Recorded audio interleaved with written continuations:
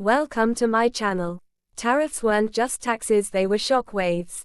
When Trump's trade war targeted Canada, the damage wasn't just political.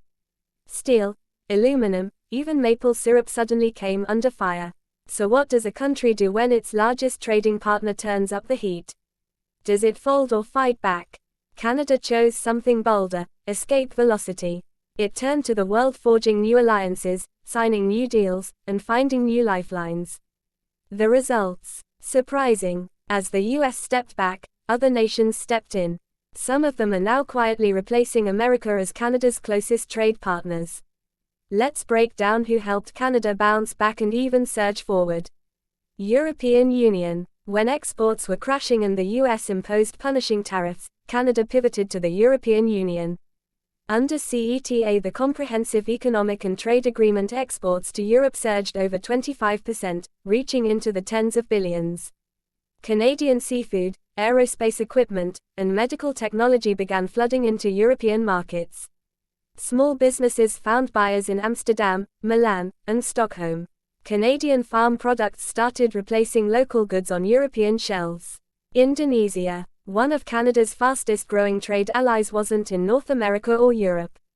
It was Indonesia. In late 2024, the Canada-Indonesia Comprehensive Economic Partnership Agreement unlocked access to an economy projected to become the world's fourth largest by 2045. Canadian agriculture exports spiked, LNG deals followed, and education and tech sectors attracted massive investment. With a booming middle class, Indonesia now sees Canada as a premium supplier, and Canadian companies are expanding across Jakarta, Bandung, and Surabaya. China. Perhaps the most surprising trade success story. Despite tense diplomacy and high-stakes politics, trade between Canada and China grew. In 2024 alone, Canadian seafood exports to China tripled, hitting $1.4 billion. China's appetite for Canadian natural resources, energy, and agricultural goods remained high. Chinese investment flowed into Canadian clean tech, and Chinese student enrollment in Canadian universities continued to grow. Japan. A long-standing economic powerhouse, Japan became one of Canada's strongest pillars for trade diversification through the Comprehensive and Progressive Agreement for Trans-Pacific Partnership (CPTPP). Canadian exports to CPTPP countries rose 38% in the first 5 years, with Japan leading the way. Japan's demand for Canadian beef, canola, aerospace, and energy surged. Meanwhile, Canadian firms gained access to Japan's massive tech and electronics markets.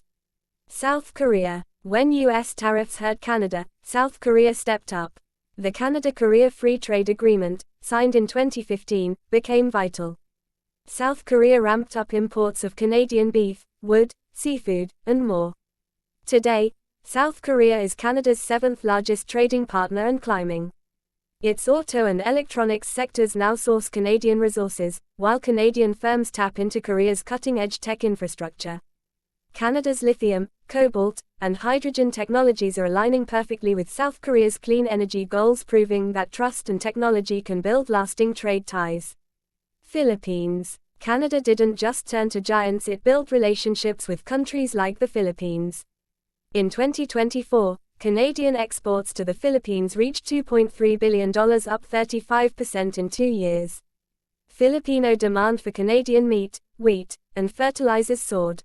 Investments poured into agri-tech, clean energy, and education.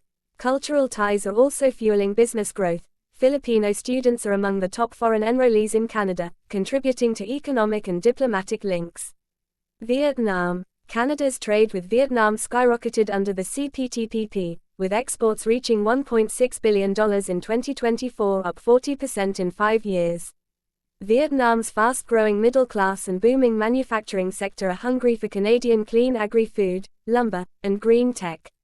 Canadian products are now common in Vietnamese supermarkets, and Vietnamese firms are investing in Canadian clean energy. Conclusion. While the world watched Canada clash with the US over tariffs, something bigger was unfolding. Canada wasn't waiting, it was moving. Smartly, quietly, and globally. From Europe to Asia, Latin America to Oceania, it found not just lifelines but long-term partners.